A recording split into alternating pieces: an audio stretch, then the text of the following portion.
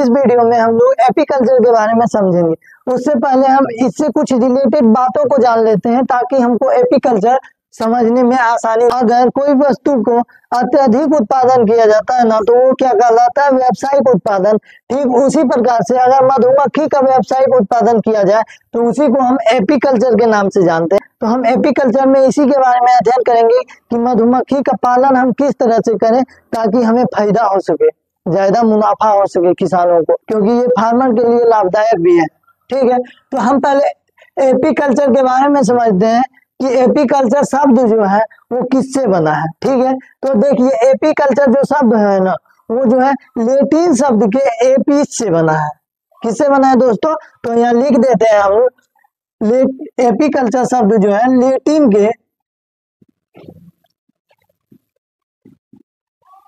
के एपिस से बना है। किससे? एपिस से बना है। एपिस से लिया गया है, जिसका अर्थ होता है, क्या होता है? मधुमक्खी।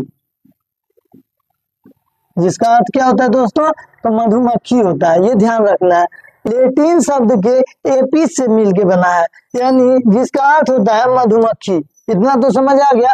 अब यह समझिए कि एपीकल्चर शब्द जो है, यह एपीकल्चर का जनक या पिता हम किसको कहते हैं, यानी एपीकल्चर के जनक किसे कहा जाता है?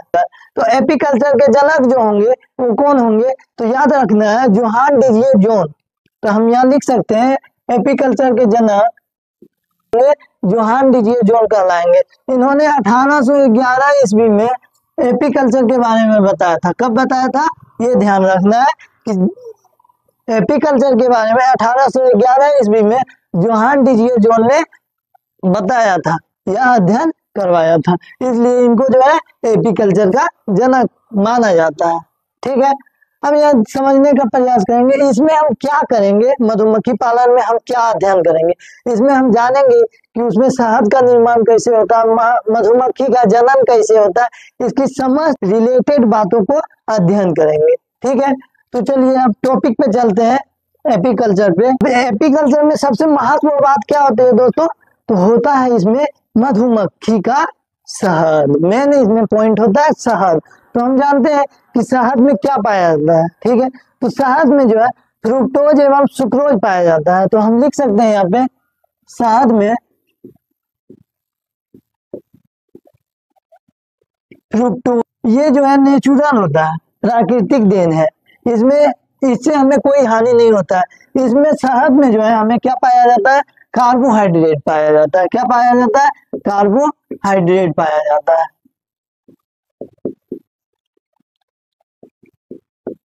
कार्बोहाइड्रेट पाया जाता है। इससे जो है सभी के लिए फायदेमंद होता है, शुगर के लिए भी ये फायदेमंद है। तो हम यह समझेंगे कि नेचुरल होता है, यानी प्राकृतिक देन होता है। ये किस चीज से बना होता है? तो ये फूल में पाए जाने वाले मकरंद एवं परागकण से निर्मित होता है। शहद का निर्माण किससे होता है? परागकण एवं मकरंद से होता है। इसमें जो है फ्रुक्टोज की मात्रा जो है सुक्रोज से 1.7 गुना होती है। कितनी होती है? तो फ्रुक्टोज की मात्रा 1.7 गुना सुक्रोज से होता है। किससे होता है? सुक्रोज से होता है। ये भी ध्यान रखना है, सुक्रोज से होता है। यानी शहद में जो है फ्रुक्टोज और सुक्रोज होता है, जिसमें सुक्रोज की मात्रा जो है फ्रुक्टोज से 1.7 गुना अधिक होता है। अब ये शहद तो हो गया। अब इसके चाल के बारे में समझते हैं हम। चाल यानी जो गति करती है, उड़ती है जो मधुमक्खी, उसके बारे में समझते हैं। चाल जो इसकी होती है ना, वो होती है 16 मील प्रति घंटा। तो यहाँ लिख सकते हैं मधुमक्खी की चाल 16 मील प्रति घंटा। ठीक है दोस्तों, यानी इसकी चाल हम बोल सकते हैं, मधुमक्खी की चाल क्या होगी? 16 मील प्रति घंटा, यानी 1 घंटे में 16 मील वो दूरी कर पाती है मधुमक्खी। अब यहाँ देखिए, चाल तो हो गया, लेकिन विशेष कार्य उसमें कहाँ पे होता है? तो ये सब कार्य किसमें होता है? छत्ते में। तो हम छत्ते के बारे में समझते हैं कि किस चीज से बना होता है। तो छत्ता जो होता है ना, छत्ता वो किससे बना होता है? तो मोम का बना होता है। किसका बना होता है दोस्तों?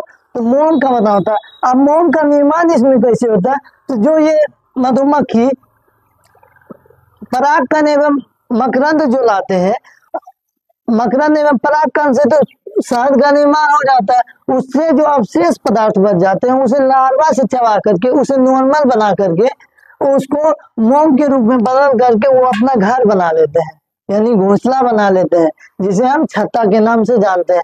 यानी अवशेष से पदार्थ होता है। किससे पदार्थ होता है? प्राप्त होता है अवशेष पदार्थ से। पदार्थ से छत्ता का निर्माण होता है, जिसमें मोम पाया जाता है। तो यहाँ समझने का प्रयास कीजिएगा कि एपीकल्चर में हमें दो फायदा हुआ ना। पहले तो मोम हमको मिल गया और दूसरे में जो है शहद मिल गया, जो कि नेचुरल है। इसमें फ्रुक्टोज एवं सुक्रोज दोनों होता है ना। अब यह समझते हैं कि इनके फैमिली के बारे में, मधुमक्खी के फैमिली के बारे में। तो यहाँ जो है फैमिली के बारे में समझते हैं।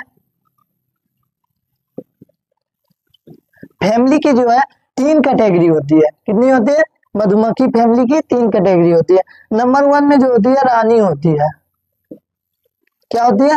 रानी होती है। उसके बाद क्या होती है? रानी एक होती है। नर जो है कुछ अधिक होता है, नर इससे कुछ अधिक होता है। सबसे ज्यादा जो होता है इसमें श्रमिक होता है। कौन होता है? श्रमिक होता है। ध्यान रखना है, श्रमिक होता है, जिसे हम नपुंसक भी कहते हैं। नपुंसक भी कहते हैं। ये जो है श्रमिक या नपुंसक, ये जो है पहले फीमेल रहती है, यानी मादा रहती है। मादा या फीमेल हम इसको बोल सकते हैं। ये जो है पहले फीमेल रहती है, लेकिन इसे नपुंसक बनाने का कार्य यानी हिजड़ा बनाने का कार्य कौन करती है?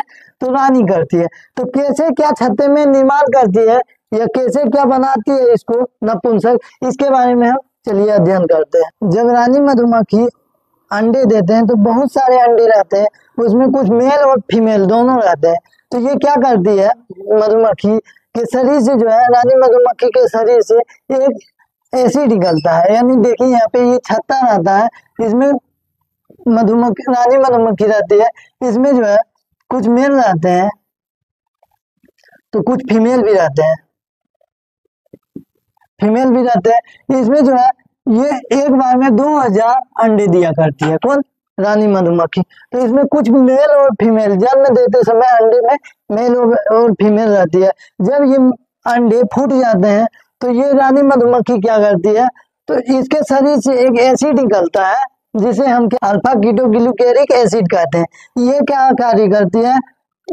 ये क्या करती है मधुमक्खी जो है, ये एसिड जो है जितने भी बच्चे रहते हैं सबके पास जाके उसे लगाया करती है। यानी सभी के पास जाके वो सभी को ये एसिड लगाया करती है। इससे जो है मेल को तो कोई असर नहीं होता है, वहीं जितने भी फीमेल रहती है उसको क्या करती है? नपुंसक बना देती है। जितने भी फीमेल रहती है। अल्फा कीटोग्लूकेरिक एसिड जो है ये कार्य क्या करता है, ये समझने का प्रयास कीजिएगा। ये फीमेल को क्या करता है? नपुंसक बनाने का कार्य करता है, नपुंसक बना देता है। तो ये रानी मधुमक्खी अक्सर पूरे छत्ते पे घूमते रहते हैं, ताकि जितने भी बच्चे हों सब पे ये अल्फा कीटोग्लूकेरिक एसिड लग जाए, ताकि उसमें से जो मेल हो वो तो जानते हैं कि मेल को कोई असर नहीं होगा, वहीं जितने भी फीमेल होंगे वो सब क्या हो जाएंगे? नपुंसक हो जाएंगे। क्योंकि अगर ये फीमेल नपुंसक नहीं हुए तो आगे चल के रानी मधुमक्खी के स्वतन बन जाएंगे। इसलिए ये जो क्या करती है रानी मधुमक्खी, ये पूरे छत्ते पे घूमते रहती है और अपना अल्फा कीटोग्लूकेरिक एसिड जो है सभी जितने भी मधुमक्खी होते हैं सभी पे लगा देती है। अगर अक्सर आप लोग देखे होंगे कि अगर कोई मधुमक्खी जो है बच जाती है तो वो बाद में क्या हो जाती है? तो वो बाद में बड़ी होके वो भी रानी मधुमक्खी का कार्य करती है। तो देखे होंगे अक्सर एक छत्ते के बगल में एक दूसरा छत्ता लग जाता है, छोटा सा एक दूसरा छत्ता लग जाता है। यानी इसमें जो एक रानी मधुमक्खी बच जाती है वो क्या कहला, वो जो है अपना रंग रूप बदल करके वो दूसरे जगह पे दूसरे छत्ते में चल जाती है। तो इसमें जितने भी मेल रहते हैं यानी नर जो रहते हैं वो कहते हैं नई कली खिली है, चलो इधर। तो इधर सब क्या करते हैं? जितने भी मेल होते हैं सब इधर चल आते हैं। तो जिसके कारण देखे होंगे कि एक पेड़ पे सटा हुआ बगल में एक और छत्ता लगा हुआ होता है ना। तो ये किस कारण से होता है? इसमें जो जिसपे अल्फा कीटोग्लूकेरिक एसिड नहीं पड़ा है वो इधर अगला छत्ता बना करके रहने लगती है। आप लोग अक्सर देखे होंगे कई छत्ते जो है खाली रहते हैं। तो वो खाली कैसे होते हैं? इसमें जो है मेन कौन होता है? रानी होता है। रानी अगर कोई बीमारी से मर जाए या कोई उसको मार दिया ढेला पखल से तो वो मर जाता है। तो जितने भी इसमें नर हो नर और नपुंसक होते हैं, यानी मेल और फीमेल जो होते हैं फार्मिक श्रमिक जो होते हैं, वो क्या बोलते हैं कि अगर सब चल गया, जैसे रानी मेन होती है तो वो अगर चल जाती है तो जितने भी नर एवं नपुंसक होते हैं वो सब क्या कहते हैं, तुम नहीं हो तो हम क्या, तो ये सब भी खाली करके चल जाते हैं, जिसके कारण वो छत्ता जो है क्या होता है, खाली रहता है। देखे होंगे आप लोग अक्सर। लेकिन अगर हम एपीकल्चर के बारे में जाने तो उसमें क्या होता है, उसमें देखे होंगे आप लोग, ये कार्य होता है अक्सर कि अगर रानी मधुमक्खी अंडे देती है ना, अंडे देती है तो क्या किया जाता है, रानी मधुमक्खी को जो है 15 दिन के लिए साइड रख दिया जाता है, या 7 दिन के लिए अलग करके बोतल या कहीं पे रख दिया जाता है। तो जितने भी इसमें अंडे दिए मधुमक्खी, वो क्या हो जाएगा, वो अंडे फूट करके मधुमक्खी के रूप में बदल जाएंगे। इसमें जितने भी मेल रहेंगे मेल रह जाएंगे, फीमेल रहेंगे फीमेल रह जाएंगे, क्योंकि मधुमक्खी को पकड़ लिए तो अल्फा कीटोग्लिसरिक एसिड उस पर नहीं गया, जिसके कारण बहुत सारे फीमेल जो है मधुमक्खी बढ़ जाती है। और वही मधुमक्खी को पकड़ करके किसान लोग क्या करते हैं, मधुमक्खी उत्पादन के कार्य में लगाती है, जिससे हमें लोगों को अधिक मधुमक्खी उत्पादन का लाभ हो पाता है। ठीक है, यानी हम समझ गए हैं कि मधुमक्खी को अगर रानी मधुमक्खी को पकड़ लिया जाए तो जितने भी उसमें अंडे देंगे, उसमें जितने भी मेल एवं फीमेल रहेंगे, वो सब नपुंसक ना होकर के वो रानी मधुमक्खी के रूप में फिर बड़े होने पे बन जाएंगे और उससे भी शहद निर्माण कर सकते हैं। लोग मधुमक्खी के एंटीना देखे होंगे, यानी उनके सिर पे जो सींग जैसा निकला हुआ रहता है, यानी ये मधुमक्खी हो गया, उनके सिर पे जो इस तरह निकला हुआ रहता है, इसे हम एंटीना के नाम से जानते हैं, एंटीना के नाम से। इसका कार्य क्या होता है वो समझते हैं। एंटीना का कार्य होता है, ये जो है 200 से अधिक 200 से अधिक जो है अधिक स्वाद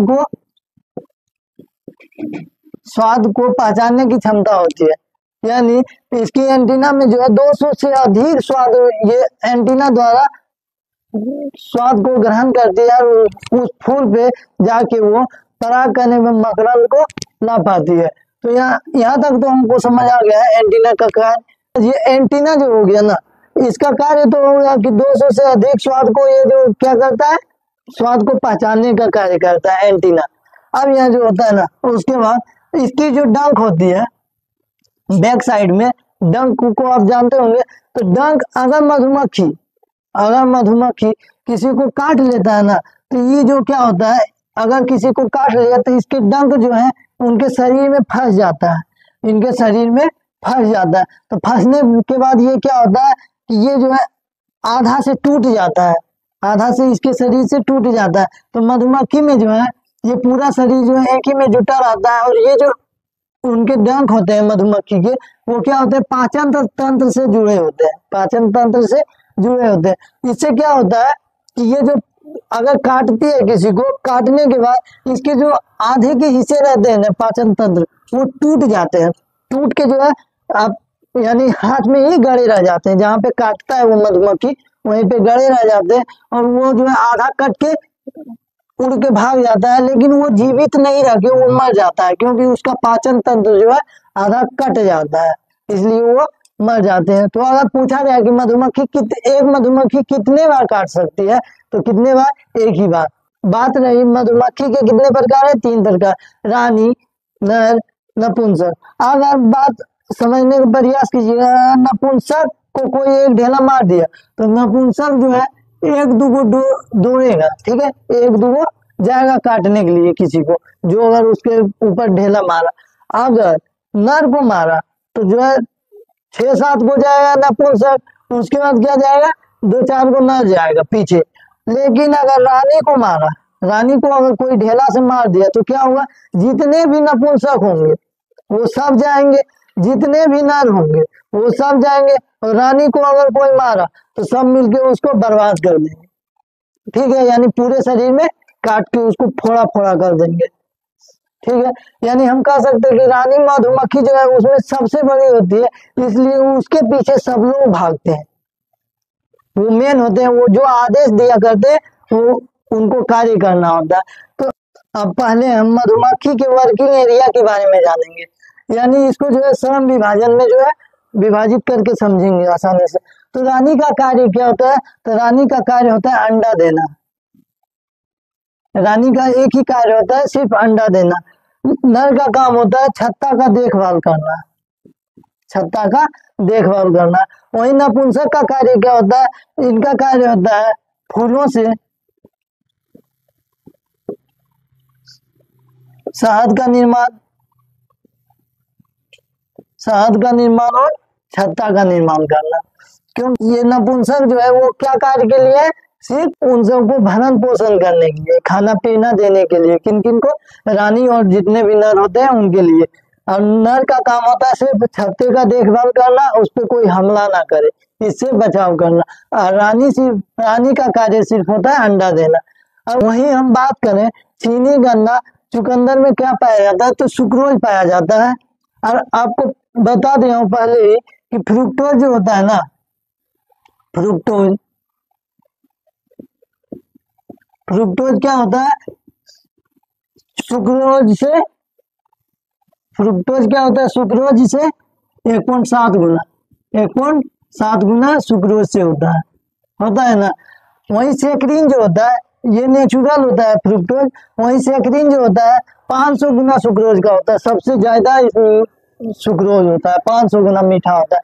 तो ये क्या होते हैं, ये जो है सेक्रीन होती है, ये नेचुरल नहीं होती है। ठीक है, अब समझते हैं कि नृत्य भाषा जो है मधुमक्खी का कैसे हुआ। मधुमक्खी जब भी काटती है तो उनके डंक से जो है फॉर्मिक एसिड निकलता है। ये जो है कई सारे कीड़े में भी होते हैं, जैसे चींटी वगैरह वगैरह जितने भी मकड़े होते हैं उनमें भी क्या होती है, फॉर्मिक एसिड होती है। अब यहाँ देखिए नृत्य भाषा का जो जनक कहे जाते हैं वो कौन कहे जाते हैं, सर्वांश फिश। इनको जो है नोबेल पुरस्कार मिला था कब, 1973 ईस्वी में। इन्होंने ही बताया कि मधुमक्खी जो है अपना भाषा जो है नृत्य को देख के बनाती है, नृत्य को देख के बनाती है, अपना नृत्य से ही वो अपना भाषा बनाती है। आप उनकी आवाज सुनेंगे, गुन करते हुए उनकी आवाज सुनाई देती है। और उनमें जो है एक बहुत अच्छा क्षमता होता है, वो जो है विद्युत चुंबकीय तरंगे को देख पाती है, और उसी के कारण वो छत्ते तक पहुंच पाते हैं। कितनी भी दूरी पर रहते हैं वो अपने छत्ते के तक पहुंच पाते हैं। लेकिन नेटवर्क होने के कारण आजकल 5G 4G नेटवर्क होने के कारण, विद्युत तरंगे फैलने के कारण काफी काल बहुत सारी मधुमक्खियां भटक करके नेगेटिव इफेक्ट पड़ता है, क्योंकि ये विद्युत तरंगे चुंबकीय जो है उनमें भी पाया जाता है, तो वो जो है उनके पीछे चले जाते हैं और भटक जाते हैं। तो इस वीडियो में यही तक, अगले वीडियो में मिलते हैं।